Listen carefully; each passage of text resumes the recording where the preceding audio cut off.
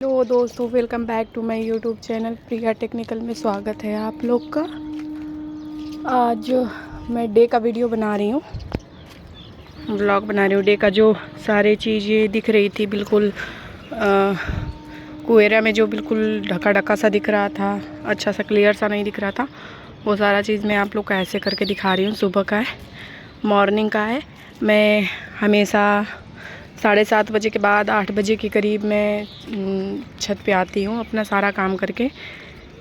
और ये मैंने बोला था ना कि यहाँ पे दिखता है बैट बॉल खेलने वाली प्लेस, तो ये वाली है। ये बच्चे खेलते हैं, उस साइड वाले पे भी खेलते हैं, इस साइड वाले पे खेलते हैं। और मैंने एक आंटी की जिक्र किया था कि वो बनाती हैं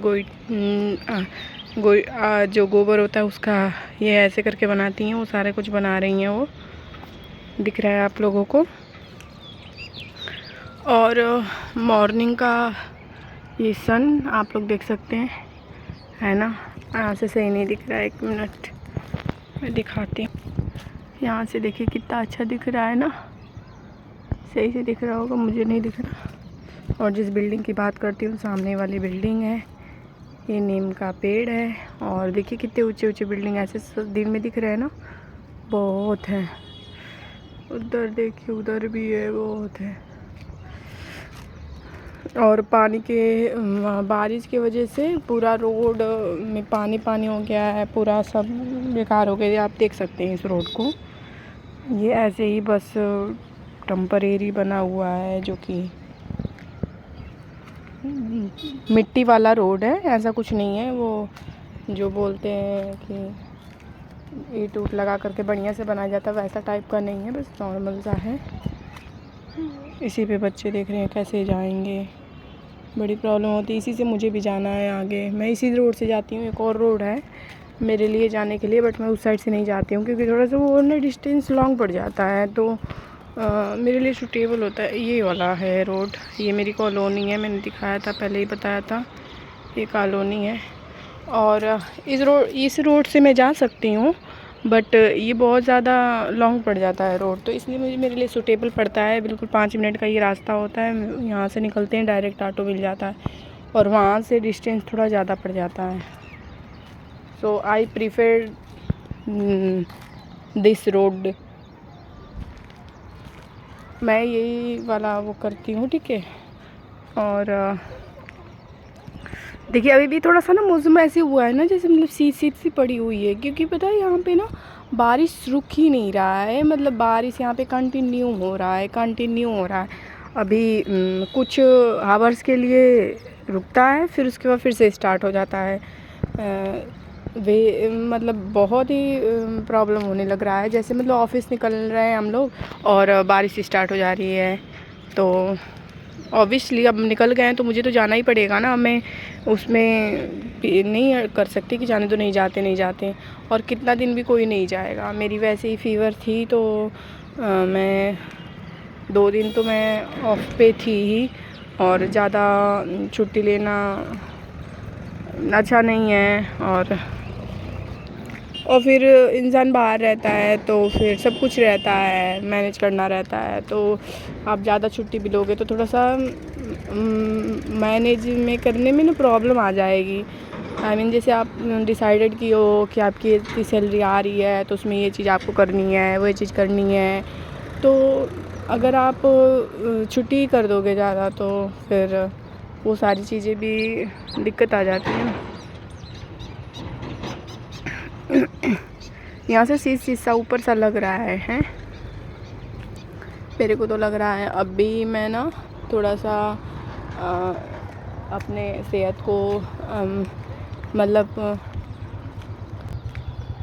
थोड़ा सा ऐसे ही नॉर्मली मैं योगा करती हूँ, उसके बाद मैं जाऊँगी, फिर नहाऊँगी धुलूँगी, उसके बाद मैं रेडी होंगी ऑफिस के लिए। अभी तो मैं धूप विटामिन डी ले रही हूँ, क्योंकि मेरे बॉडी में ना विटामिन डी की कमी बहुत ज़्यादा हो गई है। मेरी वीकनेस बहुत ज़्यादा लग रही है, और जो बोन्स है बहुत ज़्यादा आवाज़ करते हैं, सो इसलिए मैं थोड़ा सा। और फिर ऐसा भी है ना कि लोग भी सजेस्ट करते हैं कि हाँ ये चीज़ करो, वो चीज़ करो, तो थोड़ा अच्छा रहता है। डॉग्स हैं जो आपस में खेल रहे हैं।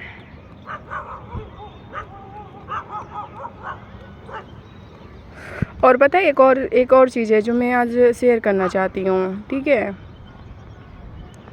जैसे जो जनरल कैटेगरी के लोग होते हैं और जो ओबीसी होते हैं, एसटी होते हैं, जो सबकी प्रॉब्लम अपनी जगह होती है, बट जो जनरल कैटेगरी के लोग होते हैं ना, उनकी तो प्रॉब्लम ही हाई लेवल की होती है। आई मीन जैसे गवर्नमेंट जॉब हो या फिर स्टडी लाइफ हो या फिर कोई भी चीज़ हो, उसमें उन लोग को ज़्यादा चीज़ें फेस करनी पड़ती है। कोई कहता है कि बड़े बड़े पोस्ट केवल वही लोग मिलती है, उन्हीं लोग को मिलती है। भाई वो इस लेवल तक स्ट्रगल रहता है ना उन लोगों का कि जिसका कोई हद नहीं होता है। सब लोग करते हैं, मैं किसी को ऐसा नहीं, लोग करते हैं।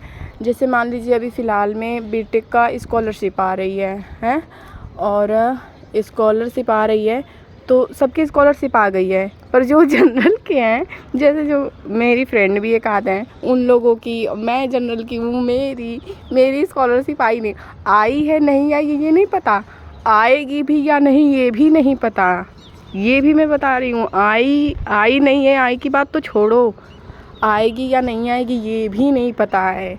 क्योंकि ये होता है ना कि लास्ट टाइम कि अरे वो जितना मतलब बटना चाहिए था उतना तो बट गया, पैसा ही ख़त्म हो गया, ये हो गया, वो कंडीशन बहुत सारे आ जाते हैं कि अगर बाय द वे अगर सरकार ने कर ही दिया कि नहीं दे रहा है तो फिर क्या कर सकते हैं हम। तो हमारी तो इतनी पहुंच है ही नहीं ना कि मैं जा कर के उससे पैसा ले लूँगी, नहीं ले सकती ना। तो मतलब जस्ट एक मेरी फ्रेंड से बात हुआ तो मैंने पूछा कि सर तुम्हारी आ गई स्कॉलरशिप। वो कह रही है अरे यार मैं जनरल हूँ, कैसे आप बात कर ले रही हो कि आ गया, इतना आसानी से आ जाएगा, जनरल है भाई। सुन के मतलब ऐसे लगा मुझे कि भाई जनरल होना अपराध हो गया है। आप लोग इसे बताइएगा। और बाकी जो हैं जैसे ओबीसी के हैं उनका आ गया है, शायद आ रहा है। और एसटी का तो मुझे नहीं पता है कि उनका है कि नहीं, क्योंकि कोई ऐसी फ्रेंड नहीं है उस कैटेगरी की। ओबीसी की तो है तो उसका मुझे पता है, बाकी मुझे नहीं पता। बट वो जो मेरी फ्रेंड थी वो बता रही थी कि आ रहा है, ओबीसी का आ रहा है, एसटी का आ रहा है, फिर हम लोग का भी आएगा, ऐसे बोली है। तो दैट्स गुड कि आ जाए, लेकिन अगर नहीं आता है तो फिर तो भाई आएगी ना। और तो आप लोग इस पे कमेंट में बताइएगा कि ये क्या, ये जो पॉलिसी है वो सही है। आप मतलब जैसे एक कैटेगरी को भेज रहे हो, एक कैटेगरी को नहीं भेज रहे हो, और फिर तो जनरल वालों को पीछे ही क्यों रखा जाता है, मेरे को तो ये समझ में नहीं आता। कोई है इसकी लॉजिक तो आप लोग बताइएगा। और इसमें भी ये तो चलो ये भी बात है। और दूसरी बात ये भी है ना कि जैसे एग्ज़ाम्स भी होते हैं उसका भी हाई लेवल, एक मैंने एक इंटरव्यू देखा था, एक लड़की थी जो कि जेईई की प्रिपरेशन कर रही थी। उसकी फ्रेंड थी, ठीक है, उसकी फ्रेंड का नंबर मतलब 70 से कम था, आई थिंक 65 था। और ठीक है, और इस लड़की का जनरल में शायद 80 प्लस मांगा था कि क्या था, इसका एक नंबर लड़की का कम रह गया था। और वो उसकी फ्रेंड वहीं पे वो हो गई, क्या बोलते हैं, क्वालिफाई कर दी, और वो जनरल कैटेगरी से थी, वो नहीं कर पाई भाई। और लड़की इंटरव्यू में रो दी एक नंबर के लिए। मतलब कि जनरल वालों के लिए इतना टफ़ क्यों, मतलब इतना बड़ा, इतना ज़्यादा क्यों बढ़ाना, मतलब जो कट ऑफ होता है इतना कट ऑफ क्यों बढ़ाना। आप नॉर्मल सा कट ऑफ रखो, सब में रखो, डिस्टेंस रखो, उस चीज़ को मेंटेन करो। इतना हाई लेवल का जो सेम पढ़ाई कर रहे हैं तो आप क्यों ये एक्सपेक्ट कर रहे हो कि जनरल वाले सबसे ज़्यादा पढ़ाई करें। आई नो कि कुछ लोग ये कहेंगे कि हाँ उसकी सीट अलग होती है, ये होती है, वो होती है, 70 सीट होते हैं तो उसकी 30 सीट में ही उन लोग को इतना करना पड़ता है, ये सब चीज़ें भी आएंगी।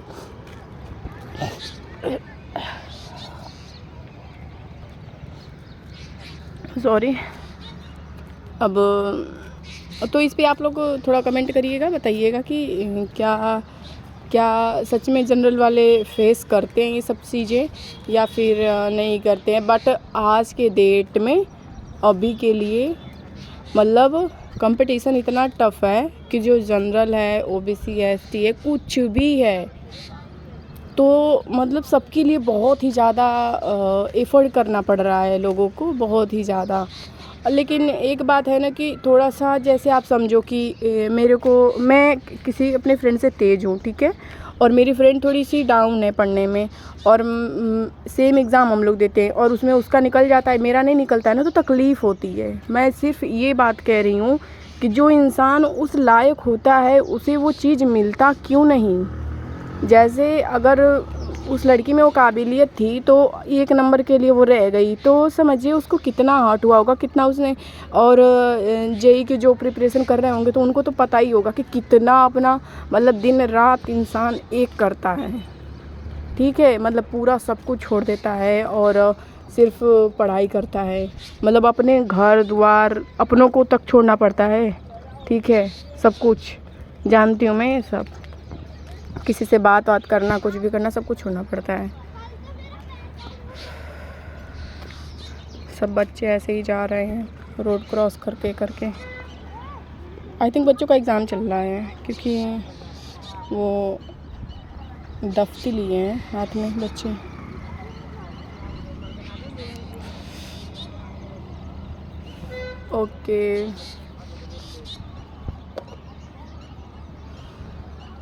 ओके दोस्तों, ठीक है। अब आप इस पे मेरे अपने राय कमेंट करिएगा कि क्या सच में जनरल वाले ज़्यादा फेस करते हैं या सबका इक्वल होता है।